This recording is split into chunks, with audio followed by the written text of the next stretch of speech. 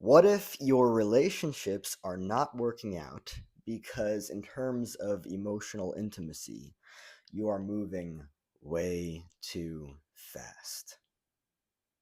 Healthy intimacy happens over the course of time, right? It takes time. You don't just dive in right in the very beginning. It requires time to actually see if the person is safe, if the person has healthy boundaries. Because quite honestly, if you tell somebody something or multiple things about yourself that are very personal, right? Maybe you tell somebody the most traumatizing things of your life. But what didn't you do? You didn't take the time to find out if that person was actually safe. And when I say that, I mean that they actually have healthy boundaries. Because guess what's going to happen if you tell that person a bunch of things about you, a bunch of personal things about your life, about your trauma, and then you find out that they don't have healthy boundaries. And you actually find that out the hard way because you find out from the other person that they went and told the entire staff of the workplace, or they went and told all their friends this, that, and the other. There are so many examples of these kinds of things happening to people in life where they have just met somebody and they unload their entire life story in minutes. Let me make this very clear. I'm going to make two things very clear, actually. First and foremost, healthy intimacy happens over time. It is a gradual over time unfolding, right? If you are able to see everything for what they are in terms of healthy slash unhealthy dynamics in individuals, you'll be able to a lot quicker see whether or not somebody is safe, right? That's the reality of it, right? But that doesn't change the fact that healthy intimacy unfolds over time. It doesn't just happen like that, right? If you meet somebody and they have told you their entire life story in a matter of 5 minutes, right? Not everybody sees it like this, but run in the opposite direction as far and as fast as you fucking possibly can. They are not a healthy individual. They're not a safe individual. It doesn't mean that they're going to physically harm you, but it does mean that whatever it is that you tell them is likely not going to stay in between you and them. There is a very fine difference, a very clear difference, a very massive difference between healthy intimacy and unhealthy intimacy, right? I'm sure that you have met people that have told you their entire life story in a matter of minutes. These people are the same people that would probably talk about other people behind their back. And you're no different. You would also be on the same part of that, right? And so I'm not going to make this video about dating apps, but I'm going to briefly explore dating apps for the synonymous speed dating that I see it for, right? That's just the reality of it, right? Speed dating is a red flag. What are you doing? You're going really deep with somebody really fast. The likelihood that that dynamic or that relationship is going to last is very slim.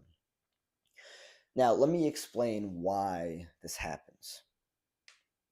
When you are moving in the dynamic with something like speed dating, which I'm going to use that as a metaphor for the way that so many people that are emotionally unhealthy hold relationships, because that's just the way that it is. It is an all or nothing dynamic. You're giving everything, right? You're putting everything out there, and then it dies fucking quickly because, well, I mean, for starters, you're putting everything out there. And then it dies because it's nothing, right? You've given everything, you've put out everything. And then the thing that follows that is nothing, which is what people usually see when people ghost them, right? Now, people that are healthy can see right off the bat when somebody is unhealthy because they understand how healthy dynamics work. That's the reality of it, right? Being able to see that for what it is can really transform how you approach and see relationships. Love, from what I've learned, is seeing and being seen, knowing and being known. I'm not going to use myself as an example for this, and I'm not going to use anybody else as an example for this. I'm just saying it for what it is. That's the way that it is. Now, I understand that a lot of people see that a relationship is not a relationship if you don't give everything up front, right? Let's use person A as an example, right? This person has spent their entire life um, giving everything all up front, right? It's an all or nothing dynamic, right? Because they want to be seen, they want to be felt, right?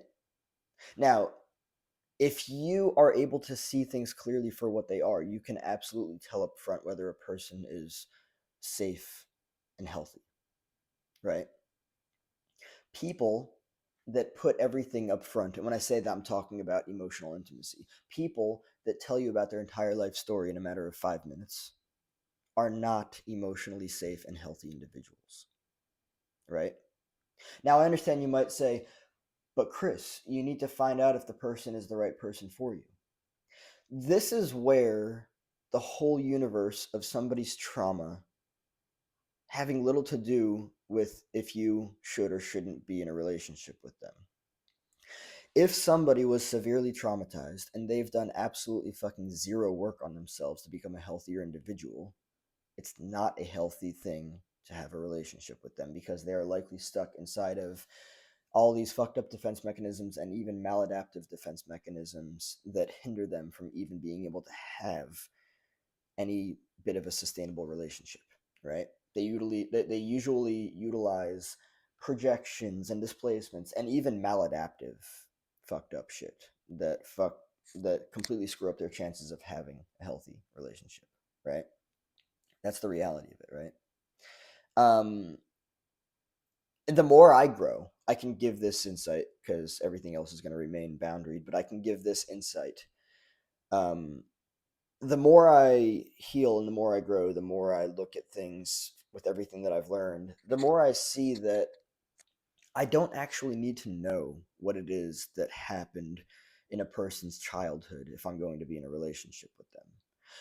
What are the interactions like? Do I enjoy spending time with them? That whole universe can remain boundaried and totally fucking off limits. That's fine, right?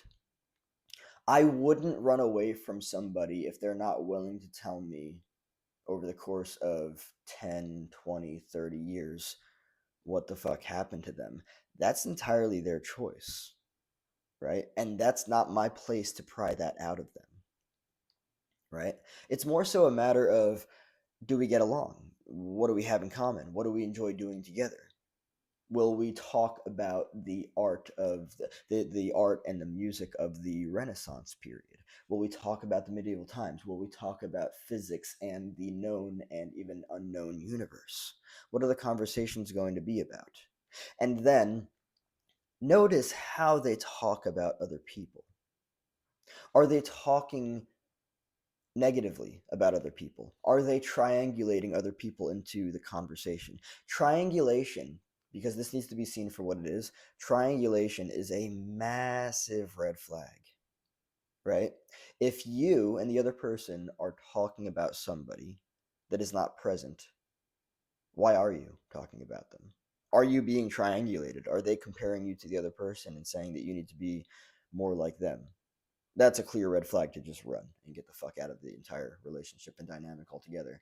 But it's wild because like you can actually have a relationship with an individual without knowing anything about what happened in their childhood, right? That's not to say that that's the way that the relationship would stay, right?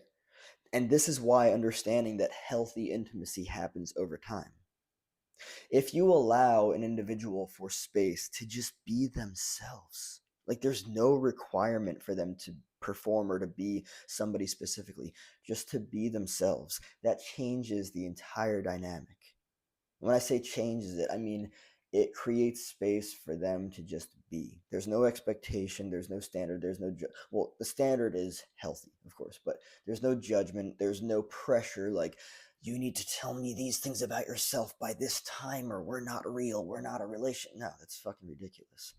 They have absolutely zero obligation to tell you absolutely anything about themselves, right? The more I grow and heal, the more I look at things in terms of what are the kind of conversations that me and the person would have. And by the way, this is not just in terms of romantic, this is also platonic. This is just relationships in general. How fast are you going? Did you just meet the person and also meet their fucking inner child that was traumatized in terrible fucking ways? If you did, that's a red flag. Well, more often than not is, right? The likelihood that they're going to stick around and not fucking ghost you is fucking slim to none. So let me make this also very clear too.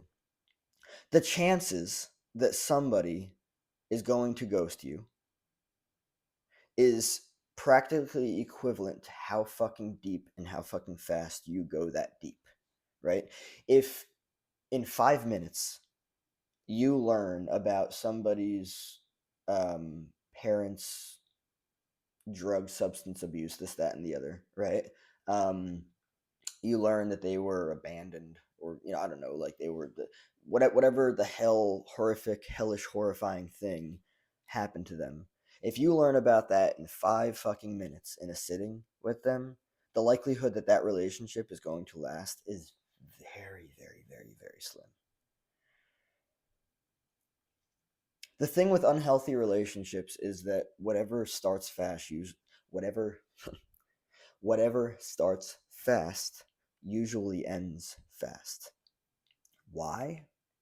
It's because it's the all or nothing dynamic, which is rooted in emotional immaturity, which is emotionally unhealthy, right? You're giving you're putting everything about yourself out there, right? You're telling the person everything about yourself, everything about your traumatic childhood in 5 minutes, right?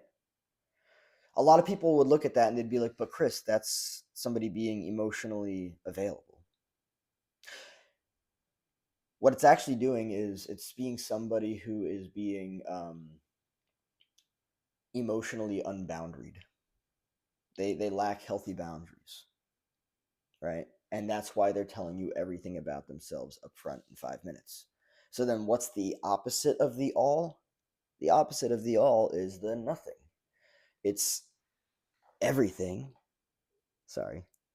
Hi there. And then it's nothing.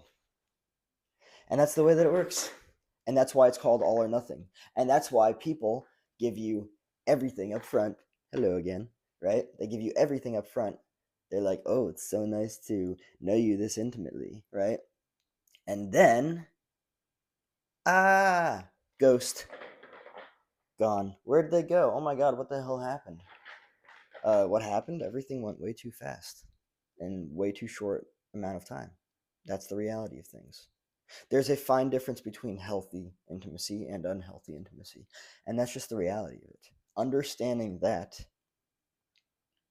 can change a lot for you if you really put it into practice and understand how it works. In other words, slow way the fuck down. There's no rush, and you don't need to know everything about somebody. Quite honestly, it's more interesting to look at it in terms of like, oh, what kind of conversations can we have? What are we going to talk about? Are we going to talk about the universe? Are we going to talk about physics? Are we going to talk about the nature of reality? Are we going to talk about, I don't know, ancient art? Are we going to talk about Renaissance art, medieval art? Are we going to talk about postmodern architecture? Huge fan of that, by the way. And see, like I can say that and give nothing about myself away. I love postmodern architecture. Specifically, if you've never seen it, the movie Ex Machina. I hope I said that right. It's basically Ex Machina with Alicia Vikander and oh, what the hell's his name? Um, the guy from Star Wars as well, and the other guy from Harry Potter. Anyway, there's a house in that is a postmodern house, in the middle of the fucking woods. Um, and it's beautiful. I'm a huge fan of that stuff. So, like, what kind of things can you connect on? What do you feel like when you feel within the first day or two of meeting them that you're not really learning a whole lot about their trauma and their childhood, right? Does it scare you? Does it make you feel like the relationship's not going to work, right?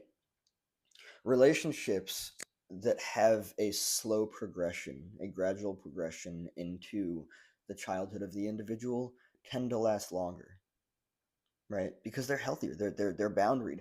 Oh, I just met you and I have this entire thing behind me that either one you're never going to find out about, or two you're only going to find out about after 5, 10, 15 years. You're definitely not finding out about it today. And the fascinating thing, let me make this very clear as I end off this video. The fascinating thing is that because so many people have been conditioned to believe that relationships, love, and intimacy requires everything up front, they're usually going to run away from the individuals who remain boundaried and keep the stuff back here way out of this zone, right? Um, the reality of the matter is that your relationships are either going, well, I mean, they could also go like moderate, but they're either going fast and they're going to die real fast, right? Because everything that starts fast ends fast. Well, a majority of the things that start fast end fast. Or you're going to approach the person and be like, this person seems healthy. Maybe down the line I can talk to them about my childhood if I so choose to, entirely your choice. By the way, let me make this very clear. If anybody tries to pry your trauma out of you, run. Period. They're not healthy. The people that are healthiest are the ones that allow you to be yourself because they have healthy boundaries and they're fine with you just being the way that you are. The unhealthiest individuals are the ones that are probably going to try to get you to be somebody other than who you are because it's exactly the dynamic that they experienced in their fucked up, dysfunctional, survival based childhood where they had to learn to wear masks and everything. And they're like, here, I've been wearing this mask my entire life. Why don't you try wearing one? I'm going to change you into somebody that you're not because I'm trying to change my fucking parents through you because that's my trauma response. But this is the difference between healthy and unhealthy intimacy and relationships, right? I might make a part two on this. We'll see.